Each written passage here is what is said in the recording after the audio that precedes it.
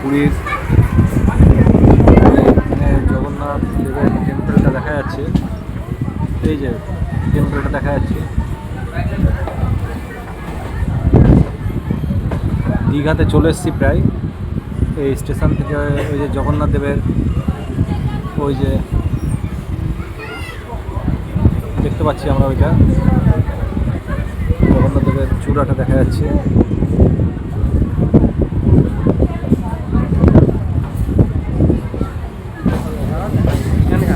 Level crossing পেরোচ্ছি আমরা, দীঘা ঢুকতে চললাম প্রায়। এখানে ট্রেনটা দাঁড়িয়েছে, কি ভিড় কি ভিড় এই দীঘা স্টেশনে। কিন্তু এইখানে সামনেই জগন্নাথ দেবের মন্দির। এই যে এটা জগন্নাথ মন্দির আসতে গেলে এখানে চটি জুতো ব্যাগ সমস্ত এখানে খুলে রাখা হয়, নেওয়া জমা হয়, আর 5-10 টাকা নেবে। আর তারপরে কিন্তু মোবাইল ফোন নিয়ে যাওয়া অ্যালাউ আছে, তাই আমি মোবাইল ফোনটা সঙ্গে নিলাম। দেখছো মন্দির ঢোকার রাস্তা, গেট নাম্বার 2। এই রাস্তা দিয়ে সোজা চলে যাবো আমরা। জগন্নাথ দেবের মন্দিরটা কি বিশাল সুন্দর হয়েছে। এখান থেকে কত সুন্দর দেখাচ্ছে।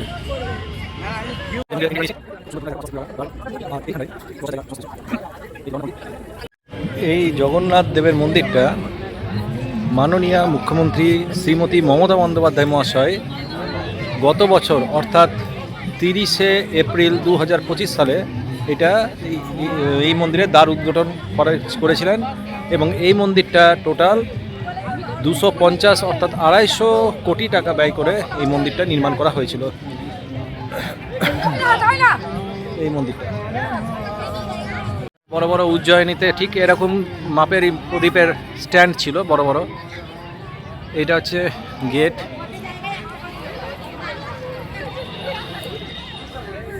এবার গেট দিয়ে যাব।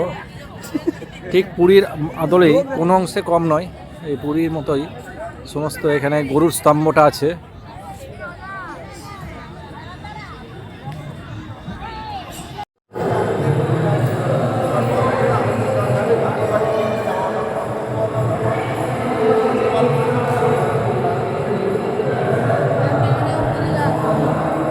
এটা হচ্ছে বিমলা মাতা মন্দির।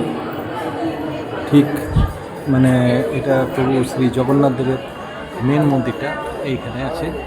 আর এইখানে সমস্ত সব কি বলবো অন্যান্য এখানে আছে বজরংবলীজি।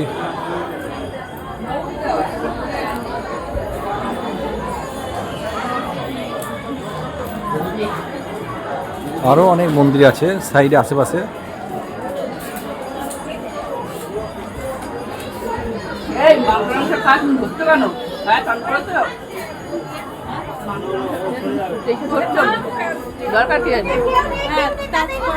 এটা ওই সুয়র অবতার যখন বড় অবতারের এটা দর্শন হয়ে গেল। খুব সুন্দর দর্শন করলাম প্রভু শ্রী জগন্নাথ দেবকে।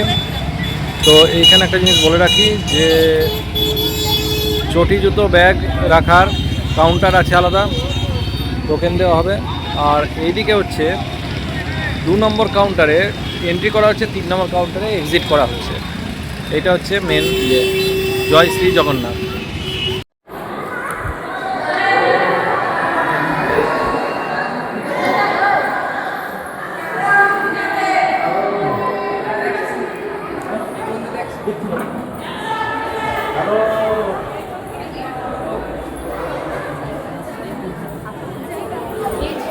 এই যে কত সুন্দর ডেকোরেশনটা দেখো তোমরা, নকশাটা পাথরের গায়ে একদম সুন্দর হয় ডেকোরেশন করা আছে চারি সাইডে। এখানে বিষ্ণু 10 অবতারের সমস্ত, উপরে আছে বামুন অবতার সম্ভবত। আর এখানে আছে শঙ্খচক্র গদাপদ্মধারী নারায়ণ বিষ্ণুদেব, এখানেও তাই। অপূর্ব সুন্দর এই কারুকার্য খচিত। এটা হচ্ছে আরেকটা মন্দির যাচ্ছি।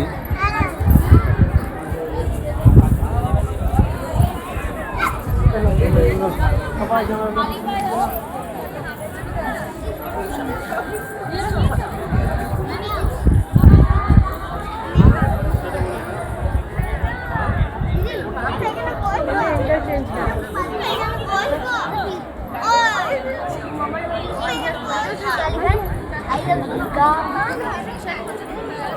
love জিনিসটা ভালো। মন্দিরের পাশে যদি এরকম পদ্ম সরোবর থাকে খুব সুন্দর লাগে দেখতে। তারপর যদি এরকম লাইট থাকে মানে অসাধারণ, মানে জায়গাটা খুব সুন্দর লাগে। নিচে লাইট দেওয়া আছে, সুন্দর কার্পেট পাতা আছে।